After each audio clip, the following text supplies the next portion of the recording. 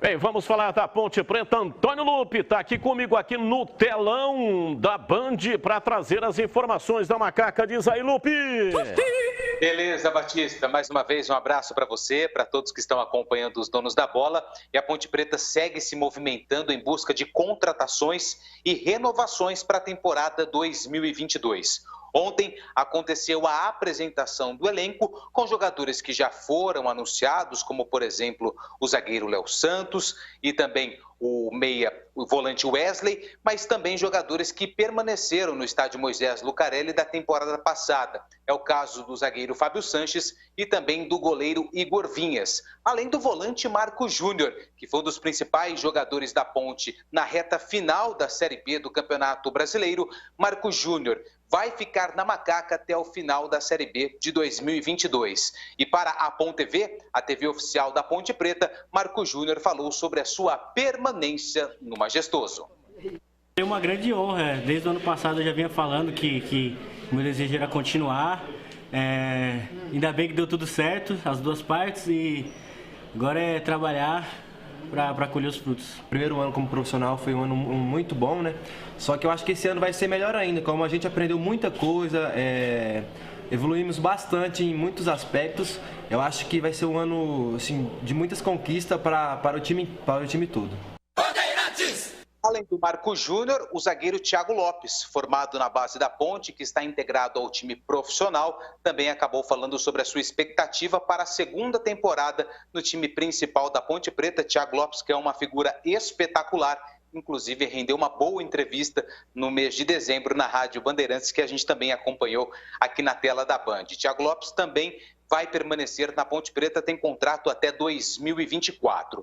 E outros atletas que permaneceram ano passado também devem ser confirmados pelo Departamento de Futebol da Ponte. Matheus Anjos, Kevin, Thales, esses três atletas, eles estão no Moisés Lucarelli, realizaram exames médicos, mas ainda não foram oficializados, assim como o Fecim, que também deve ser emprestado novamente pelo Corinthians para atuar na Ponte Preta. E também tem novos jogadores que já estão no Majestoso, mas também não foram oficializados. É o caso do goleiro Kaique França, que praticamente jogou toda a sua vida profissional no Corinthians, também na base, não tem mais vínculo com o Corinthians. Kaique França chega sem vínculo com nenhuma outra equipe ao Majestoso. E também a chegada do zagueiro Fabrício Dornelas, que já passou pelo futebol de Campinas, jogou no Guarani e também tem passagens pelo Paraná Clube, futebol mexicano, e recentemente estava no CSA de Alagoas disputando a Série B do Campeonato Brasileiro. Além do goleiro Kaique França e do zagueiro Fabrício, o lateral direito Igor Formiga, que também pertence ao Corinthians e chega por empréstimo, o meia João Pedro e o atacante, o Luiz Fernando, eles também já estão no Moisés Lucarelli e em breve serão oficializados. A única certeza é que a sirene vai disparar nos próximos dias lá no Majestoso, Batista. Você que esteve lá dentro, esse aqui é o período mais difícil. Você viu a cara dos jogadores ali fazendo exercício? Ali, ó, o jogador não gosta de fazer exercício, ele gosta de jogar futebol, né? É importante isso aí pro pessoal saber. Mas para jogar futebol tem que fazer isso aí. Olha o sofrimento. Seu Norberto. Meu Deus! O famoso Cybex. Isso aí é para saber a força, né? O Wesley. O desequilíbrio muscular que o atleta volta, isso aí, ó. Esse aí é bruto. Isso aí, o cara sai daí de cima da máquina desfacelado. Não pode... E tem a questão lá, isso daí, ó, é para saber, né, o nível aeróbio do jogador, né, quanto que ele aguenta correr. Isso aí de noite, quando ele for dormir, dói até o céu da boca. Ah, dói tudo. Dói tudo. E fazendo essa força aí, não pode ter comido muita castanha. Na ceia, porque é o seguinte, cara, solta um pouco. Aí você faz uma força dessa daí, vou dizer para você um negócio, é um baita de um vexame. O jogador não gosta, Batista, mas sabe que é importante esse trabalho aí agora, né? Para saber como é que ele voltou das férias. Importante que vai demais. dar sustentação durante o ano inteiro. Né? Exatamente. Aí o pessoal da fisiologia, né, faz todo o planejamento físico específico para cada atleta, né, em cima dos resultados aí dos exames. E o Fabrício, que o Lupe acabou de dizer, a gente fica pegando a lista, quem é que estava, quem é que chegou, quem é que renovou, quem é que foi embora. Então, pô, tem um monte de zagueiro de becaiada aí, né? E, inclusive o Dedé que vem com essa expectativa, se vai realmente conseguir jogar com alto rendimento ou não, se vai conseguir ter uma sequência, é uma grande incógnita ainda. Mas a Ponte deve ter tirado todas as informações, inclusive ontem o Lupe colocou um profissional da área, preparador físico do Volta Redonda, que falou que o Dedé está em ordem. Agora, eu comecei a falar aqui do Fabrício, cheguei no Dedé, dei uma volta, para dizer que de todos esses backs aí, o único canhoto é o Fabrício. Então ele vai ser titular, porque vai ter que ter um canhoto. Não necessariamente. Mas se o Kleina optar em fazer uma dupla com um destro e um canhoto, o Fabrício já ganhou a quarta zaga. Ô Batista, e outro detalhe, né? O Lupe traz a informação de que o Kaique França, o goleiro, né? Ex-Corinthians, teve uma passagem lá pelo Oeste em 2020. Bom goleiro, hein? Bom goleiro. Muito bom. E isso, será que sinaliza alguma proposta para o Ivan? Porque o Kaique não ia vir, né? Ele que tem mercado para ser terceiro goleiro. E nem a Ponte teria renovado com o Igor Vinhas para trazer o Kaique. Exatamente. Bem observado, Gleger. Então eu acho que sinaliza aí uma negociação, né? É claro que ainda a gente não tem informação nenhuma, o Lupe acabou dizendo agora na Rádio Bandeirantes, mas dá mostras de que o Ivan Quaresma pode estar de saída. Aliás, quantos egressos do Corinthians? Vamos fazer uma continha aí, Lupe? Vamos lá, fez sim. Enquanto você faz a continha, deixa eu só ouvir aqui o Júlio Nascimento, um apanhado aí geral da macaca. Diz aí, Júlio. Pois é, né, Batista? Eu tô curioso para saber como vai montar o time, o técnico Gilson Kleina, né? Com essa quantidade de jogadores contratados para o sistema defensivo até. Questionava o Lupe que dos 8 reforços confirmados, apenas um atacante, né? O Pedro Júnior.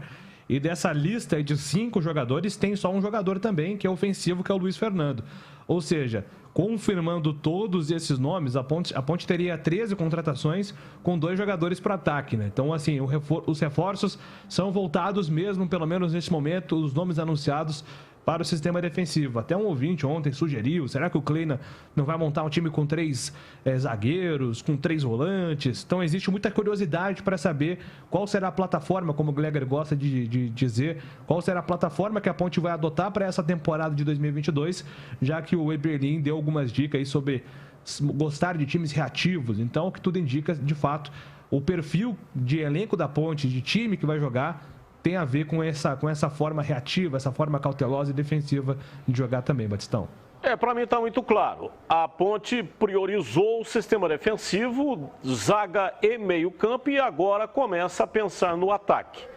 E também tem essa questão aí de esquema tático, né? O Gilson Kleina, me parece que o esquema preferido é o 4-3-3.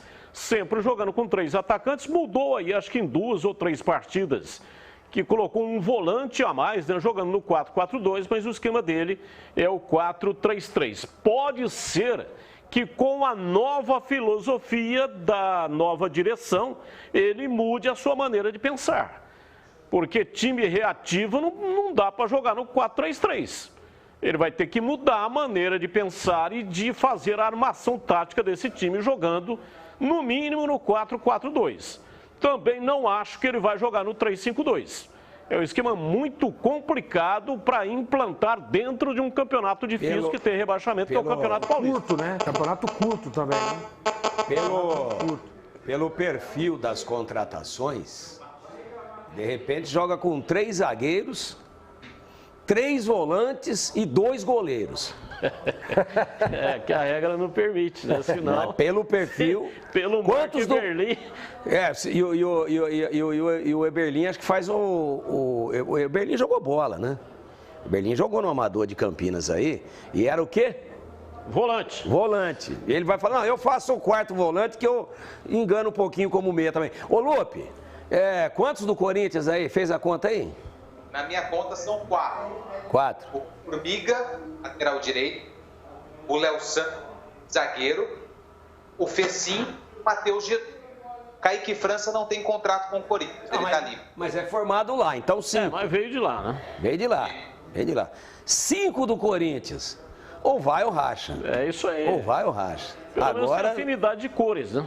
Afinidade de cores. Precisa ter afinidade de bola também, né? Deixa eu encerrar aqui com o Lupe. Valeu, Lupe. Muito obrigado, hein?